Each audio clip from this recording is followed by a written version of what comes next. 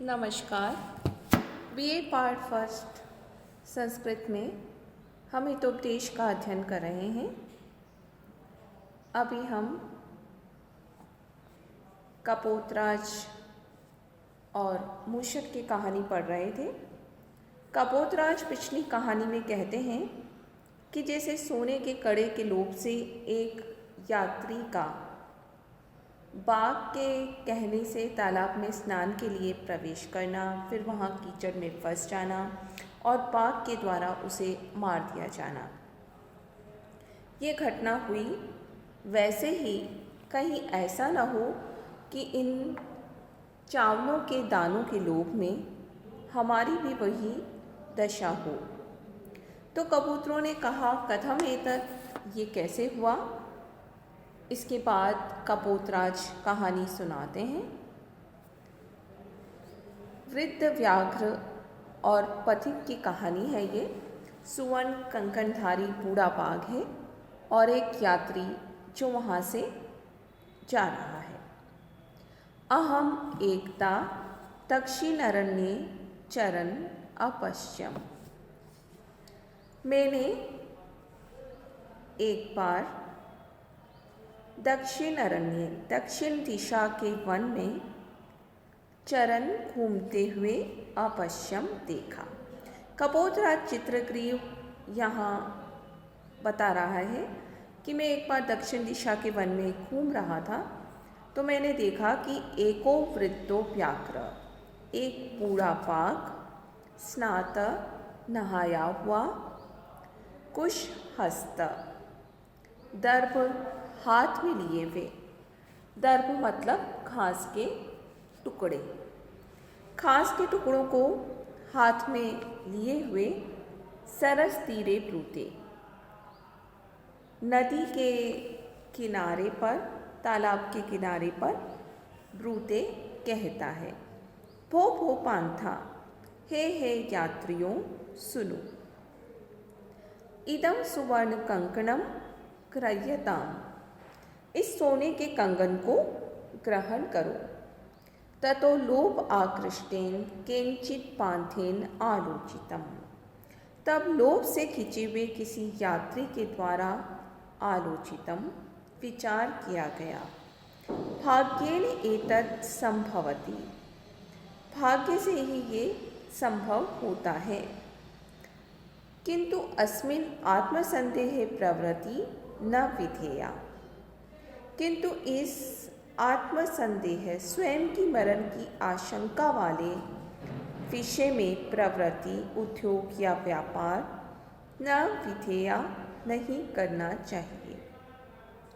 यतः, क्योंकि यात्री ने देखा कि बाघ के हाथ में सोने का कंगन है तो वो सोचता है कि बड़े भाग्य से ये सोने का कंगन मिलता है, किंतु स्वयं के मरण की आशंका हो ऐसे विषय में प्रवृत्त नहीं होना चाहिए।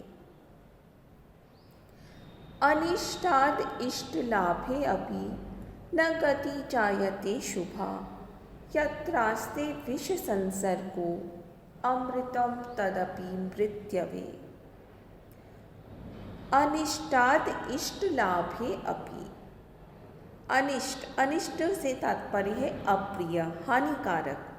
हानिकारक वस्तु से यदि अपनी इष्ट प्रिय वस्तु की लाभे प्राप्ति हो रही हो तो भी न, शुभा गति न जायते, तो भी उससे कल्याणकारी फल नहीं मिलता, उसकी दशा अच्छी नहीं होती।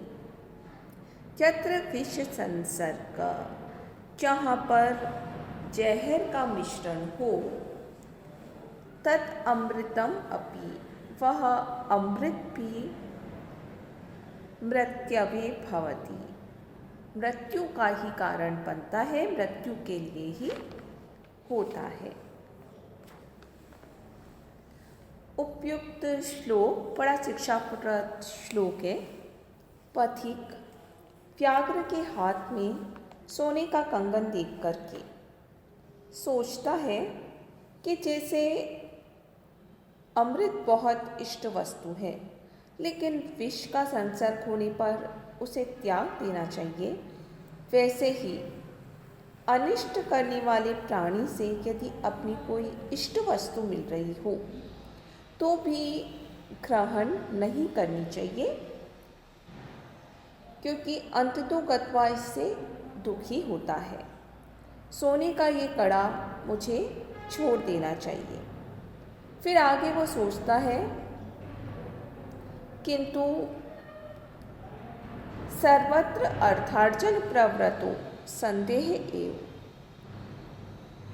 अर्थार्जन की जहाँ तक बात आती है, सभी जगह द्रव्य की प्राप्ति में तो स्वयं के विनाश की आशंका या संदेह तो होता ही है। तथा च उत्तम, जैसा कि कहा गया है, न संशयम अनारूह्य नरो भद्राणि पश्यति, संशयम पुनः आरूह्य यदि जीवति पश्यति। नर संशयम अनारूह्य, प्राणी संशय को बिना प्राप्त करे, भद्राणि न पश्यति, अपना मंगल नहीं देखता।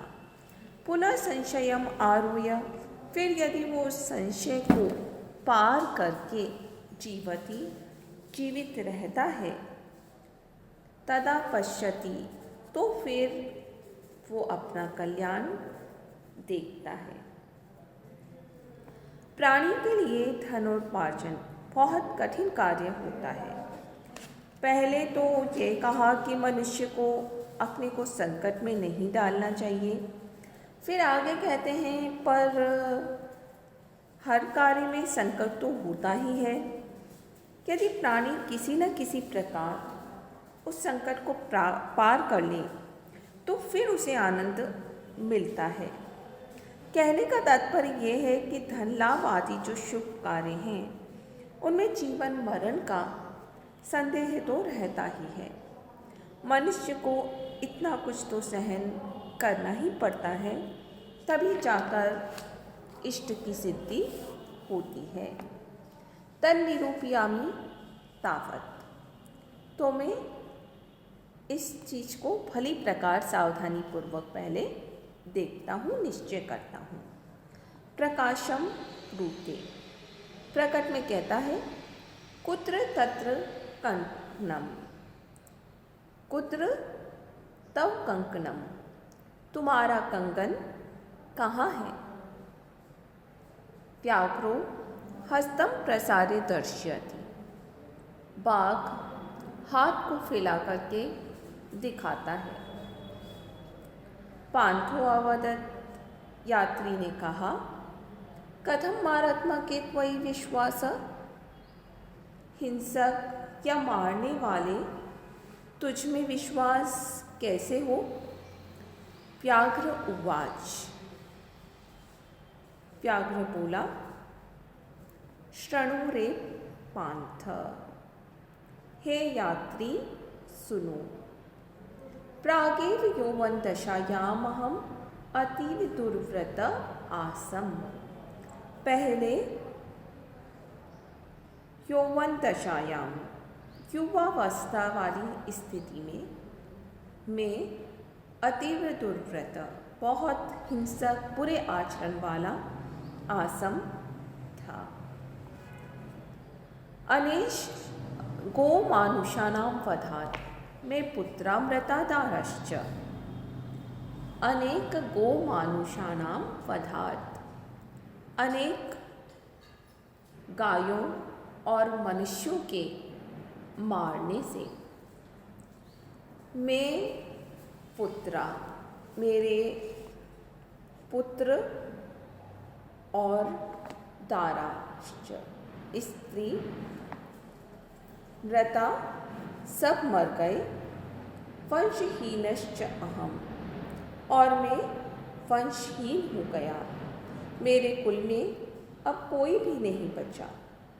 तथा केनचित धार्मिकेन अहमुपदिष्ट, तब किसी धार्मिक ने मुझे उपदेश दिया, दान धर्मादिकम चरतु भवान, आप दान धर्म आदि करो। तदुपदेशात् इदानीम् अहं स्नानशीलो दाता वृद्धो गलितनखदन्त न कथं विश्वास भूमि। तत् उपदेशात्, उसके उपदेश से ही, इदानीम, इस समय, अहम, मैं, स्नानशीलो, नित्य स्नान करने वाला, दाता और दान देने वाला बन गया हूँ।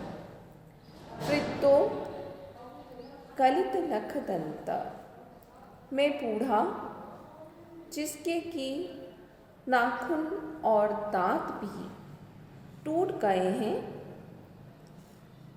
कथम विश्वास भूमि न, कैसे विश्वास पात्र नहीं हूँ, अर्थात मेरा तो अवश्य ही विश्वास किया जाना चाहिए। उक्तंच, कहा भी गया है, इच्छा अध्ययन दानानि तपा सत्यम कृति क्षमा अलोभ इति मार्गो अयम धर्मस्य अष्टविध स्मृत।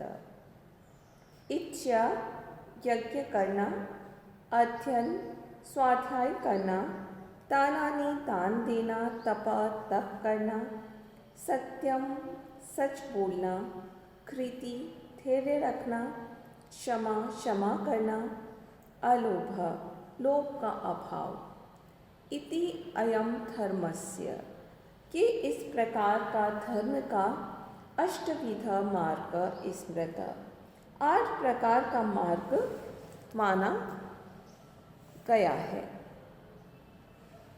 यहाँ पर धर्म के 8 प्रकारों का उल्लेख किया गया है। पहला है यज्ञ करना, इच्छा।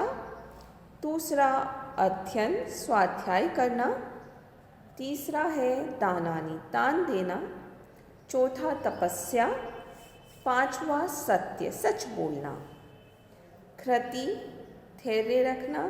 क्षमा क्षमा करना। और अलोभ लोभ का अभाव।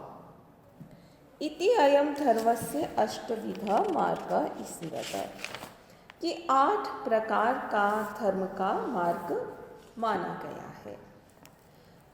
व्याघ्र ने पथिक से निष्कर्ष के रूप में कहा कि इन 8 प्रकार की वस्तुओं से मैं दान करता हूँ, सत्य बोलता हूँ, लोभ नहीं करता, मेरे में ये सारे धर्म के लक्षण हैं, इसलिए मेरा विश्वास करो। तत्र पूर्वश्चतुर्वर्गो दम्भार्थमपि सेवते, उत्तरस्तु चतुर्वर्गो महात्मन्येव तिष्ठति। आगे क्या कहता है कि तत्र पूर्व चतुर्वर्ग, इनमें जो पहली 4 वस्तुएं हैं, ऊपर कही हुई 8 वस्तुओं में से प्रथम 4 तो दम्भार्थम अपि सेव्यते, ख्याति या प्रतिष्ठा प्राप्ति के लिए भी सेवन की जाती है। उत्तर चतुर्वर्ग, लेकिन जो बाद वाली 4 वस्तुएं हैं, महात्मनि एव तिष्ठति, वो तो सिर्फ महात्माओं में ही मिलती है। संसार में बहुत से लोग अपने यश के लिए यज्ञ, अध्ययन, दान और तप करते हैं, किंतु सत्य, धैर्य, क्षमा और अलोभ, ये 4 तो महापुरुषों के ही गुण हैं, महात्माओं में ही मिलते हैं। मम च एतावान लोभ विरह, और मेरी ऐसी लोभ रहितता है, येन स्वहस्तम अपि सुवर्ण कंकणम यस्मै कस्मैश्चित् दातुम् इच्छामि, कि मैं हाथ में आए हुए सोने के कंगन को भी यस्मै कस्मैश्चित् जिस किसी को भी दातुम् इच्छामि दान में देना चाहता हूँ। तथापि इतना होने पर भी व्याघ्रो मानुषम खादति, बाघ जो है मनुष्य को खा जाता है।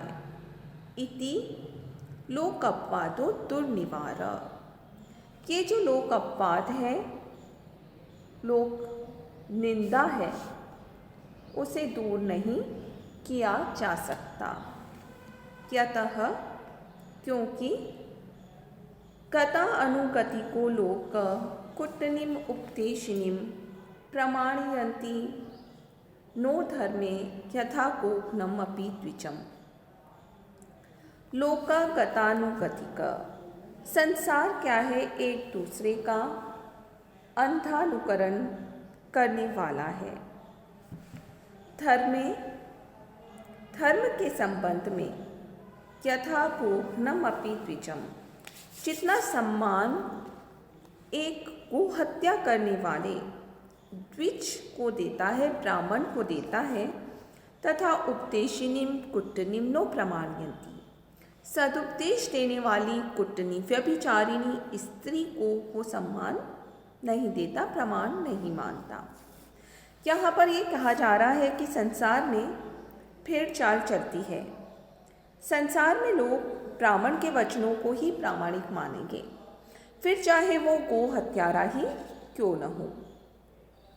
इसी तरह यदि कोई कूटनी स्त्री, व्यभिचार करने वाली स्त्री यदि धार्मिक और अच्छे उपदेश देने वाली हो, तो भी उसके वचनों की धार्मिकता में, पवित्रता में वो संदेह करेंगे, क्योंकि चारों वर्णों में ब्राह्मण पूज्य माना जाता है और कूटनी की निंदा की गई है। ऐसे ही मैंने भी पहले बहुत हिंसा की है। इस समय हिंसा दोष रहित होने पर भी कोई मेरे वचन पर विश्वास नहीं करता, परंतु सचमुच में मैं विश्वास का पात्र हूँ। आगे वो और कहता है, मया च धर्मशास्त्राणि अधिकानि, मैंने बहुत सारे धर्मशास्त्र पढ़े हैं। शृणु च, आप सुनिए, मरुस्थल्याम यथा वृष्टि शुद्धा आरते भोजनम यथा तरित्रे दीयते दानम सफलम पांडुनंदन। हे पांडुनंदन, हे युधिष्ठिर, यथा मरुस्थल्याम वृष्टि, जैसे कि मरुस्थल में, सूखी भूमि में वर्षा सफल होती है। शुद्धा आरते भोजनम, जिस प्रकार भूख से व्याकुल व्यक्ति में भोजन सफल होता है, तथा दरिद्रे, उसी प्रकार निर्धन व्यक्ति को यत दानम दीयते, जो दान दिया जाता है, तत्सफलम भवति, वह सफल होता है। यहाँ पर महाभारत का ये श्लोक उद्धृत कर रहे हैं अपने धर्मशास्त्र के ज्ञान की प्रमाण के रूप में। आगे कहता है, प्राणा यथा आत्मनो अभीष्टा भूतानामपि ते तथा आत्म उपमेन भूतानां दयां कुर्वन्ति साधवः। यथा, जिस प्रकार आत्मन, स्वयं के प्राण अभीष्टा, प्राण अच्छे लगते हैं, तथा ते भूतानाम अपि भवन्ति, उसी प्रकार वे प्राण अन्य प्राणियों को भी प्रिय लगते हैं। ऐसा समझ करके साधु सज्जन लोग आत्म ओपम्येन, अपनी आत्मा की समानता के द्वारा, अपनी आत्मा के तुल्य अन्य भूतों की आत्मा को मानकर भूतानामपि दयां कुर्वन्ति, अन्य जीवों पर दया दिखाते हैं। भारतीय संस्कृति में सभी प्राणियों के साथ समता के व्यवहार की बात कही गई है। वेदांत दर्शन में तो जगत की प्रत्येक वस्तु में ब्रह्म का निवास स्वीकार किया गया है। ब्रह्म से ही आत्मा की उत्पत्ति मानी गई है। इस विचारधारा को समझने वाला कभी भी, कहीं भी, किसी के प्रति भी अप्रिय या अनुचित आचरण नहीं करता। त्याग्र के कहने का भाव ये है कि अपना अपमान होने से, दान आदि लाभ होने से, प्रिय विषय में, अप्रिय विषय में जैसा अपने को सुख दुख का अनुभव होता है, वैसा ही सभी जीवों को होता है। ये समझ करके, कि सोच करके सज्जन लोग सब जीवों पर दया का भाव रखते हैं। धन्यवाद।